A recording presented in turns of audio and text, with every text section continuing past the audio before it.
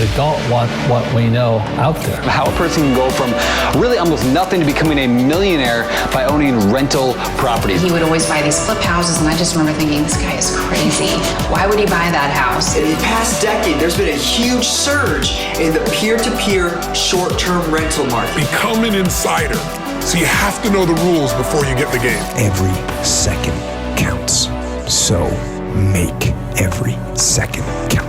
Welcome to the Real Estate Jam. Whether you're just beginning or the best of the best, we're glad you're here. We will share successes, failures, and strategies for the action-taking real estate investor. And now to your hosts, JD and Melissa.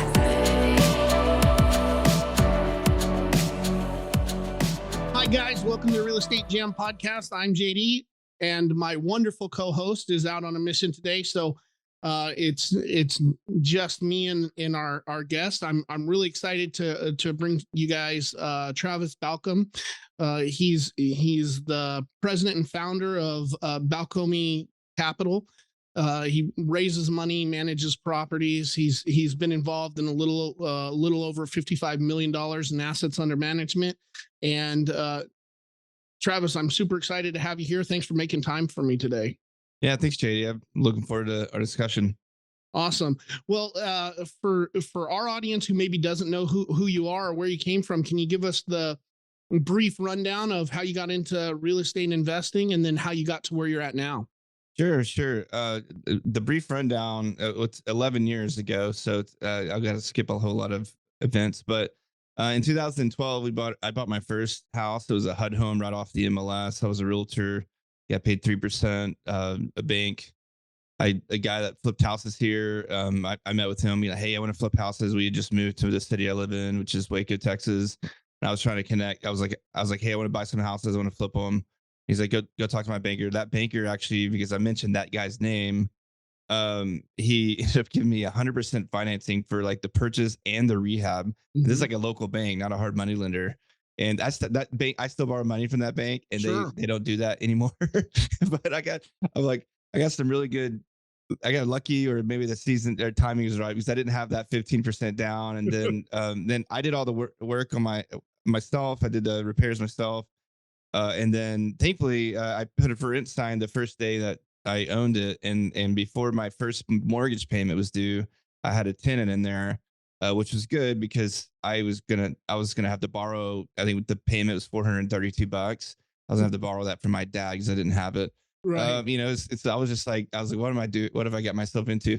But I was like, I'm gonna do it no matter if it causes me to go broke or not. And so that kind of spurred my wife and I got really excited about that, because that dude was the tenant was paying us like $850, and it was like a net of $300 after saving all the stuff you're supposed to save for. Mm-hmm. I was like, man, I only need, at the time we had like living on like $4,000. So like, I only need like 12 of these to retire my wife and myself. And so we started buying some more. Then I'm like, all right, I got to make more money than this. It's too much risk. We started flipping. Then I bought a 20-unit apartment complex for $165,000. There's a reason why it was $165,000. I did not know it until later. It's this massive catastrophe. It's just chaos, the energy around that thing. And then bought a couple of duplexes, and then started just buying a lot. Then around 2015, I had coffee with a guy that had 1,200 houses in Phoenix, or he lived in Dallas, but we were having coffee in Phoenix at a conference. He's like, hey man, you got to figure out how many houses you want to buy. This is probably what it's going to cost to buy. So I started sending out direct mail, and that was in December of 2016, I think, or maybe 2015. Then by April, I was buying 5 to 7 houses a month, and that just started. That continued until about 2018, and then it just kind of all fell apart. We were buying too many houses too fast. Things are costing too much. We weren't clearing out our houses in time, and I ran out of money. Like every account, every credit card was maxed out, and so I had to like fire everybody, go back to my house, and unwind the debacle I got into myself into. And that's when, like, as we were coming out of it, that's when I was, before we started recording, we were talking about short-term rentals. I started buying short-term rentals. I'm like, this is where we're going to go. This is great. I live in Waco, Texas, where Fixer Upper is recorded. And that's like the #1 HGTV ever. Mm-hmm. And so we were getting a lot of tourists, but there was 0 hotels. So we were just killing it. Right. $400 a night and stuff. And then got up to 11 of those, and the pandemic hit and wiped out $81,000 in 12 hours because Airbnb allowed them to cancel without any recourse. And so I was on my back porch going, all right, well, I don't know how I'm going to get out of this because I remember I read so much about 2008, the capital market's going to dry up. I'm not going to be able to refinance or buy anything. I'm probably going to lose most of the stuff I have that I've worked really hard, or I was really close to getting out of the situation I got in, and boom, just 3 months or so. Back into it. Yeah. And so, so through all of that, I was like, I got to get out of single family stuff. There's just the profits. Like if I had bought a couple of multifamily properties, like big ones, not the 20 unit, like disaster that I bought, like I would have been in a really good shape. Because those were trading out like 10 to 30K a door going now. And then, in 2012, and now they were like trading at, like 100K a door, 60 to 100K a door. And so I was like, I picked the wrong asset class. I remember telling my buddy, I'm like, I just picked the wrong thing to invest in. And because of that, I'm going to go broke because I just did not, like, we were literally trying to figure out, like, I could sell my personal house and pay off this hard money loan for this flip. We can move my family into the flip. I was being so creative on everything, just trying to make it. And then the CARES Act came out, and everybody got rich off that. Right. So, but yeah, through all that time, that's when I found storage. Is like, I think storage is something I can grow and really, really grow an empire on, or get really rich doing, and have a really nice life doing so. Sure. So that's essentially how I ended up in storage. Before the podcast, we were talking about storage really being a true recession resistant, recession proof asset class. And I am curious, and I'm sure everybody else is, can you break down why that is, and what it is about storage that makes you feel like it's a more secure investment? Yeah, well, if you include COVID, so that March through May recession, that they basically, like, if you look at the Fed's recession ticker, they have that highlighted. So that's a real recession.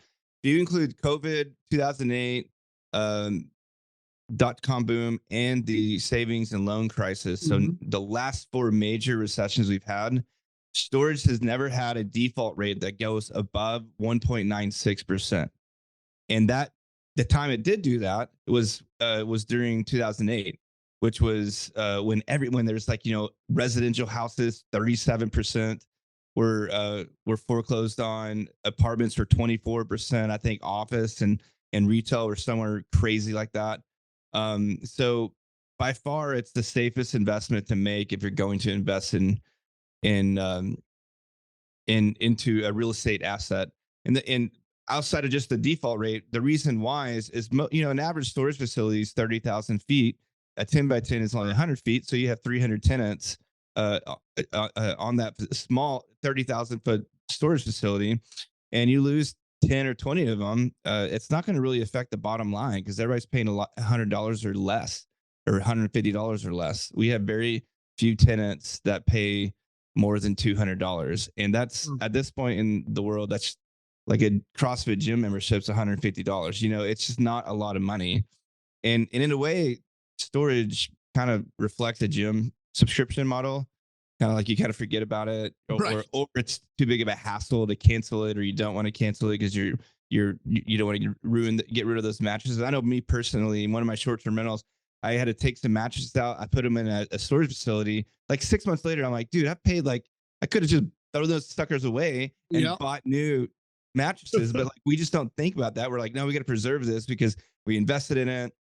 This is our thing. This is my mom's keepsakes. This is, we have to size down, that sort of thing. But going back to some more, the reason why it's recession resistant is typically in a recession, people are trying to cut costs. And so they're going to move into a smaller house. They're going to move, instead of having this office that costs $1,000, they're going to move back home and use one of the rooms. They're going to save money like that. And that's just, it just creates a great environment for storage. Yeah, absolutely. Well, I am curious, you said that the average storage space is 30,000 square foot.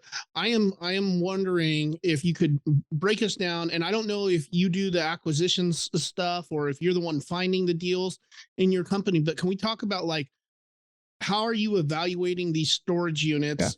Where are you finding the value add opportunities? And then, kind of break it down for us. Yeah,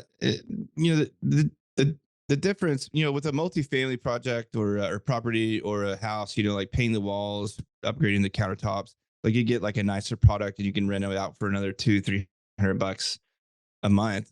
Storage doesn't really work on that. You can have like the nicer facility, the more secure facility, you do get higher rents, but it's not substantially higher. Right. Typically, the value in storage is finding underserved markets. So markets that like the existing storage facilities in that market are at capacity. So above 90%. And then you can go in and buy one that's at 100%. And knowing like, well, the other 5 in the area are renting a 10 by 10 renting for $120, and this guy's renting out for 75. Like it's not as easy as that. You got to go in there like, okay, well, the reason why is because he's in an industrial park and all the other ones are on the highway, and they're just not going to get the same amount of demand as the one in the industrial park that no one can see. The only way someone's going to see that is if they spend a lot of money on marketing, that sort of thing. You can't go, but that's not always the case. Like we've bought some that are like right on the highway that are just this owner paid cash for it. Maybe he even built it and it's not his main business. It was a side job for him or a side gig. So he's not really focused on optimizing the revenue. So those are really good deals. We like to find deals that are somewhere around 20 to 30,000 square feet, net rentable square feet. Then it has an expansion component. So basically we can add another 10 or 15,000, because you can add the 10 to 15,000 for about 40 with gravel drive aisles. So like you're driving on gravel, you can like 40 to $45 a square foot is what you can build those for. And then you're renting them out for, 90 to $100, or excuse me, 12 to like each unit. Let's just the square feet wise, you're renting it out for like 12 to $15 a square foot. So you end up getting your money back in 3 years if you were just looking at real simple math. Right. Whereas buying it, you might have to pay closer to 80 to $90. But case in point, you build for 45, and eventually someone's going to buy it for 90. That's a pretty good return. And so that's typically what we looked at. We're building our first completely ground up facility in Austin right now. A lot different model.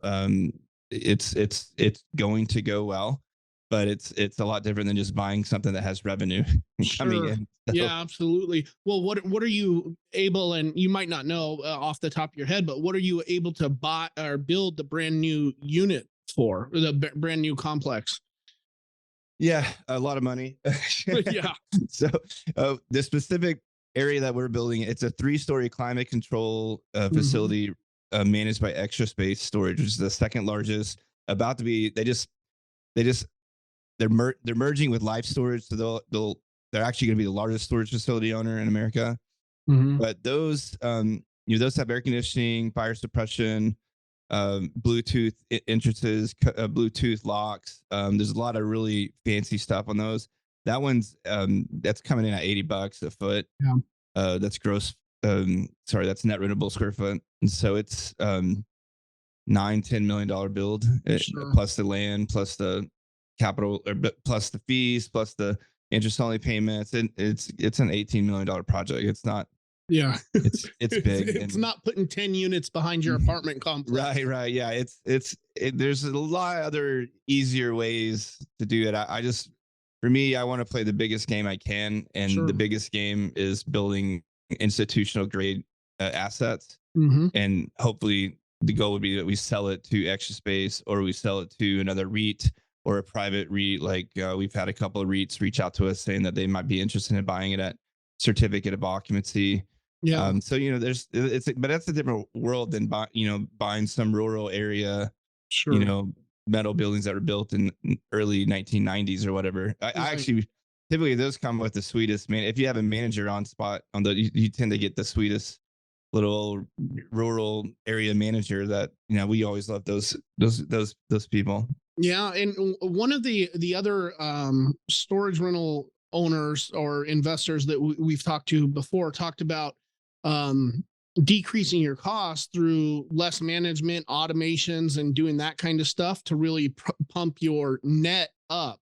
You don't need somebody to let them into the building every day, and they can just put their code in, stuff like that, to increase their revenue. and decrease their expenses is one of the ways that they've done it.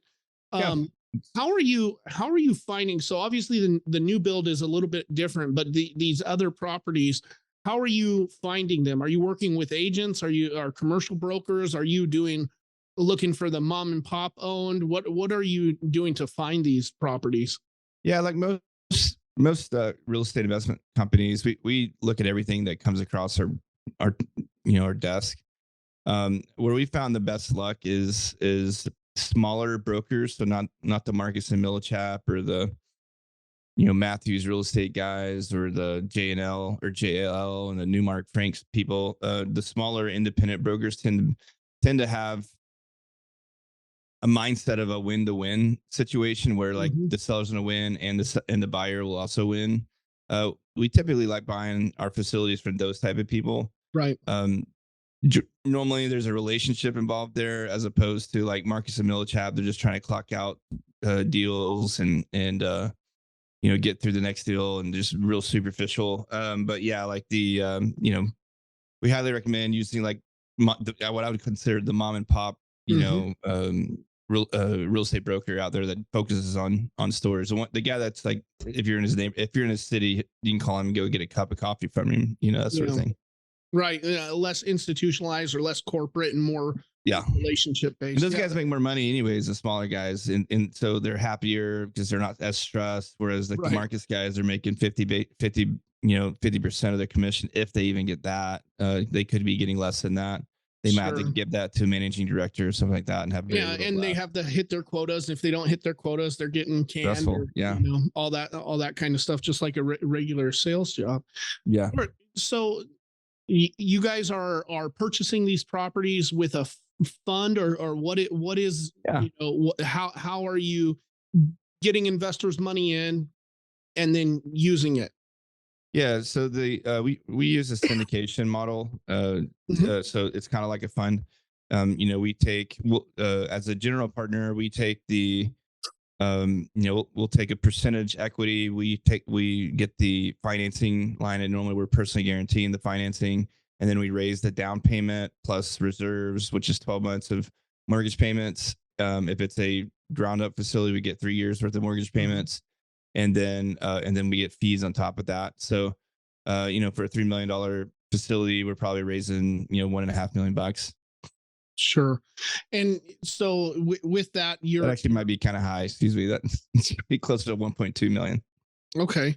You are working and looking for accredited investors who really just don't have the time to run these kind of investments by themselves. They're interested in real estate. They want to diversify their portfolio.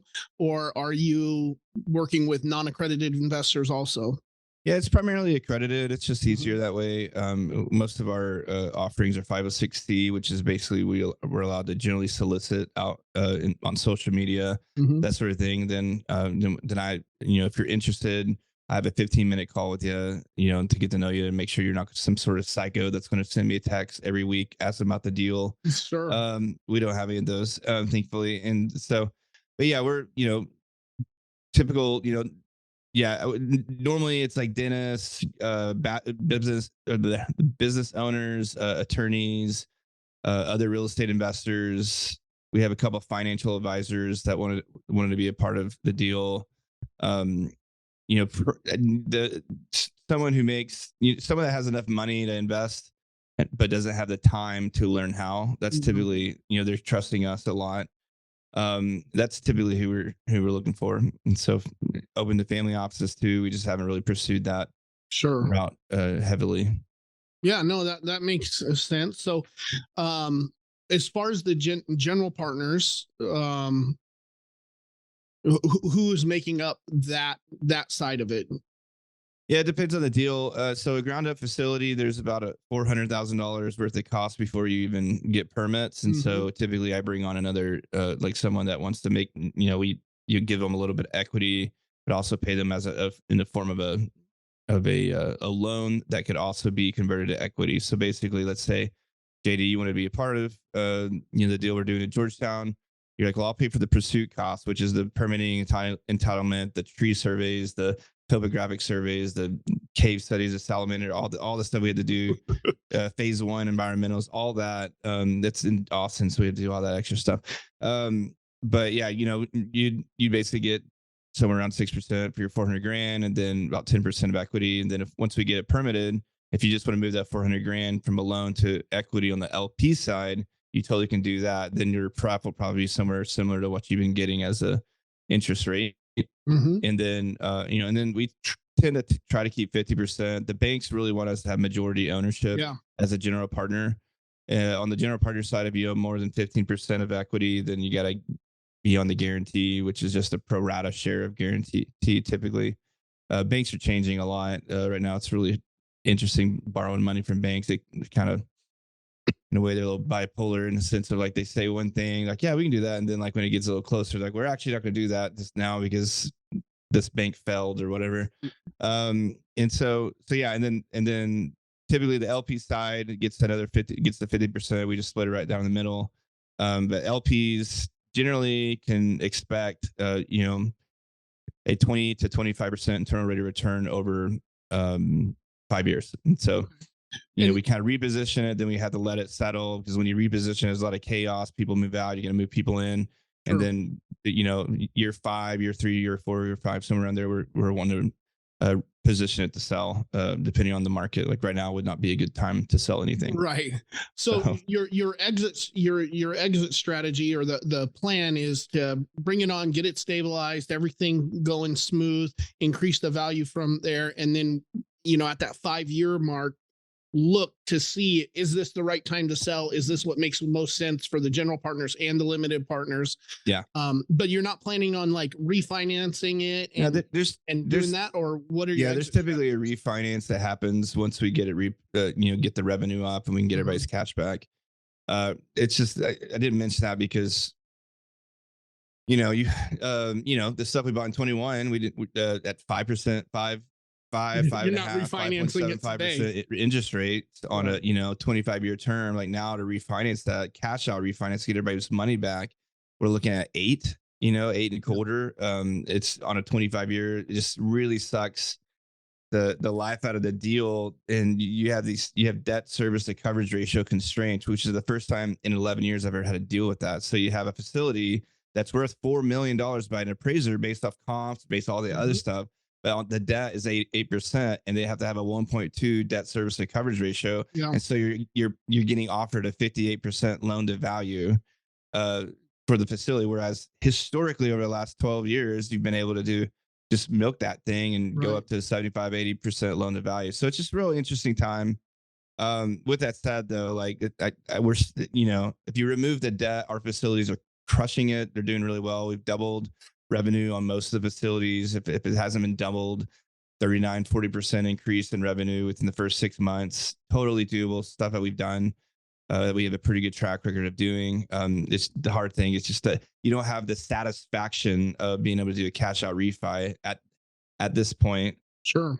However, banks are getting a little creative. So typically banks lend off of prime, or Wall Street Journal prime, which is 8, and then sometimes they'll do like a 50 basis point or 1% or 100 basis point increase. Mm-hmm. But we just got some terms, and they're using FLUB, and I've never even heard of FLUB. I don't know what FLUB is.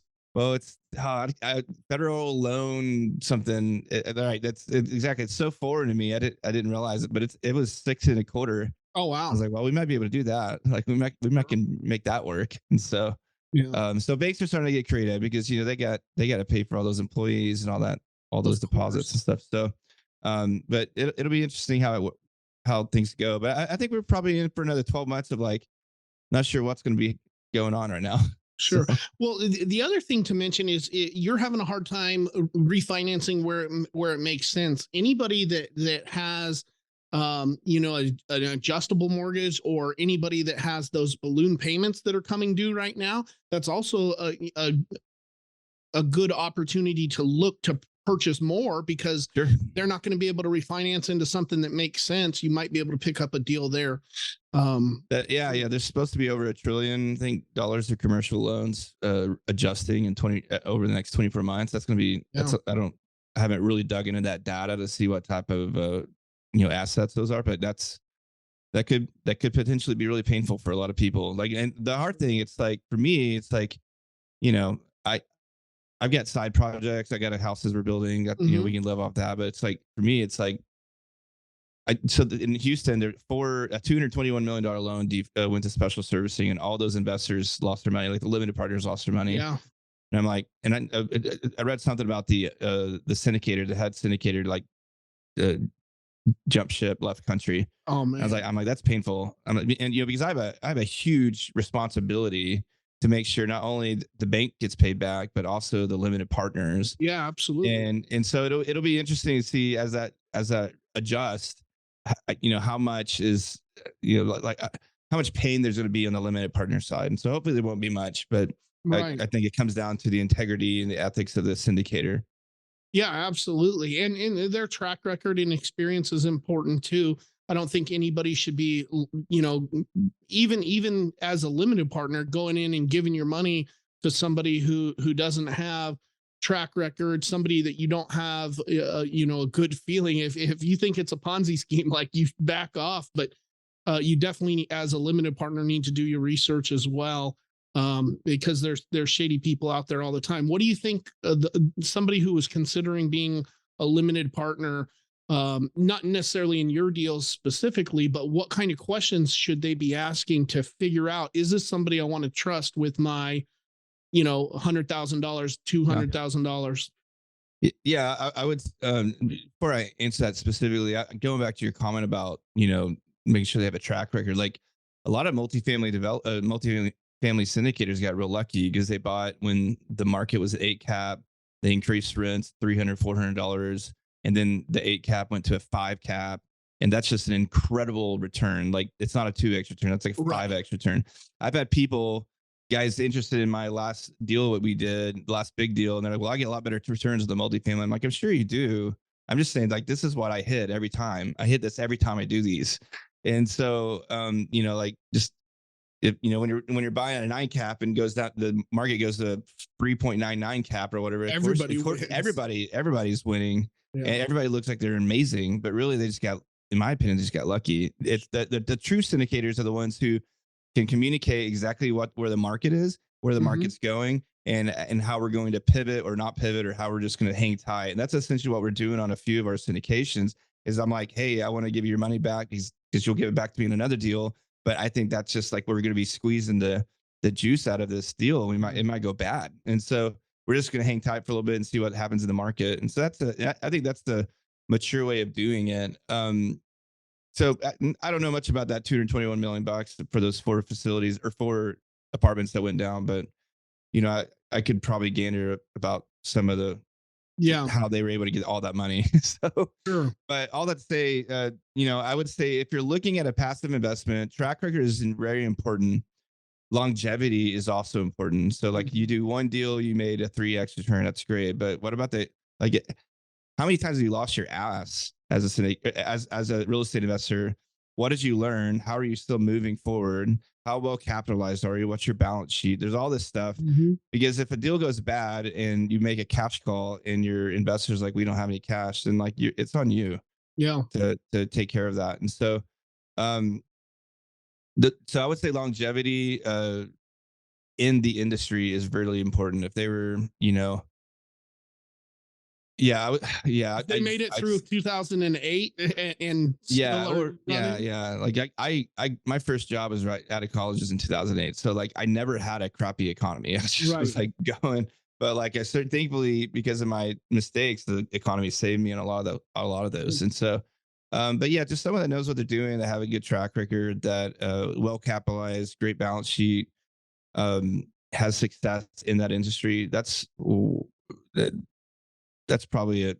And realistic returns. Like, I see a lot of stuff on Facebook about a 5x return or a 37% internal rate of return, or how we've historically, like we used to say, we as a company have historically gotten a 34% aggregate annualized return. And I just removed that because I'm like, I just don't want that. I don't want the pressure. That's pressure. Yeah, I don't want the pressure of going, oh, Travis is going to give me 34%, but we consistently get 18 to 24%. internal rate of returns. So I know we can get those on storage, but yeah, that's what I would recommend is just do your research, do your homework. The guys that are really good will be paying for an online presence. The guys that don't have an online presence might need to figure out another way to look into them. Google the business name. It's probably not some. Right. Yeah. And it's, there's a lot of other things I could recommend, but probably, the syndicators have had it kind of easy over the last 12 years because the market's just gone up and everything's gone up. So you look really good. What will happen is now that the tide is going back, you're going to see what syndicators are swimming naked or whatever the term is. Right. So. Yeah, no, absolutely. All right, Travis. Well, if some of our listeners wanted to find out either more about the self-storage business, more about, what kind of things you guys are doing over there, where can we send them to learn more about you or connect with you on social media? What do you got for them? Sure. Yeah, I would, you can check me out on Instagram at Travis_Baucom. That's Baucom. And then, if you want to hear more about the deals that we're offering for investors that passively invest, you can go to www.investinstoragedeals.com. All right, investinstoragedeals.com. Travis, thank you so much for joining me on the show today. There's a lot of information in there that I'm sure there's some golden nuggets that our listeners can pull out, and I appreciate it.